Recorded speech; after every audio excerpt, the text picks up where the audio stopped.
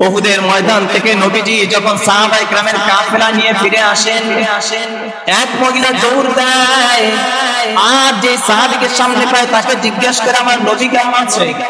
আমার নবীর খবর কি একটু আমাকে জানাও। নবীর খবর না পাইয়া আমার মনটা অনেক কষ্টে আছে।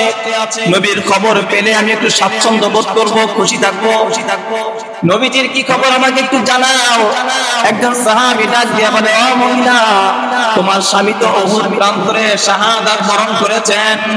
মহিলা বলে, আমার স্বামীর খবর আমি শুনতে চাই নাই, আমার মায়ের নবী কেমন আছে সেই সংবাদ আমাকে দাও। এই বলে মহিলা আবার কিছু দূর ছুটে যায়, সামনে অগ্রসর হয়। আবার এক সাহাবীকে বলে, ও সাহাবী, আমার মায়ের নবীর হালত কি আমাকে একটু জানাও। ওই সাহাবী বলে, আম্মা জান, আপনার সন্তান উহুদের যুদ্ধে নিহত হয়েছে, শহীদ হয়ে গিয়েছে। এবার মহিলা বলে, আমার সন্তান তো জান্নাতে চলে গিয়েছে, কিন্তু আমার সন্তানের খবর আমি জানতে চাই না। আমার মায়ের নবীর কি খবর সেই খবর জানা থাকলে আমাকে জানাও। মহিলা আবার ছুটে যায়, সামনে অগ্রসর হয়। কিছু দূর গিয়ে আরেক সাহাবীকে ডাক দিয়ে বলে, ও সাহাবী, আমার মায়ার নবীর কি খবর যদি জানো তো একটু বলো, আমাকে জানিয়ে দাও। যতক্ষণ নবীর খবর আমি না পাচ্ছি আমার অন্তরের মধ্যে কোনো প্রশান্তি নাই, অন্তর শুধু ছটফট করছে। সাহাবী ডাক দিয়ে বলে, আম্মা জান, নবীর খবর আমার কাছে নাই, কিন্তু তোমার ভাই উহুদের প্রান্তরে শাহাদাত বরণ করেছেন, শহীদ হয়ে গিয়েছেন। এবার মহিলা জবাব দেয়, ও সাহাবী, আমার ভাই তো জান্নাতের মধ্যে চলে গিয়েছে, কিন্তু আমার ভাইয়ের খবর আমি জানতে চাই না।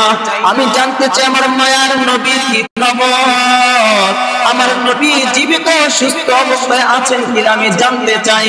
সাহাবী যখন কোনো খবর দিতে পারে না, মহিলা আবার দৌড়ে সামনে অগ্রসর হয়ে যায়। কিছু দূর যাওয়ার পরে দেখে এক সাহাবীর কাফেলা। মহিলা চিৎকার করে বলতে থাকে, আমার মায়ার নবীর কি খবর, আমার নবী বেঁচে আছেন নাকি শাহাদাত বরণ করেছেন, আমার নবী সুস্থ আছেন নাকি তার শরীরে তীর বিদ্ধ হয়েছে। এই কথা যখন জানতে চায়, সাহাবীরা তাকে আশ্বস্ত করে বলে, ও আম্মা জান, আমাদের মায়ার নবী শাহাদাত বরণ করেন নাই, বরং আল্লাহ তাআলা রহমতে তিনি সুস্থ আছেন, তিনি ফিরে আসতেছেন। এই কথা যখন মহিলাকে বলা হয়, মহিলা প্রশান্তি অনুভব করে। মহিলা বলে, জিহাদের ময়দানে উহুদ দান করে আমার বাবা শাহাদাত বরণ করেছে, আমার সন্তান শাহাদাত বরণ করেছে, আমার ভাই শাহাদাত বরণ করেছে, তাতে আমার কোনো আফসোস নাই। যখন আমি জানতে পারলাম আমার নবী যুদ্ধের ময়দান থেকে সুস্থতা অবস্থায় ফিরে আসছেন, আমার অন্তর প্রশান্তি হয়ে গেছে। আমার বাবা ভাই সন্তানের শাহাদাতের বেদনা আমি ভুলে গিয়েছি।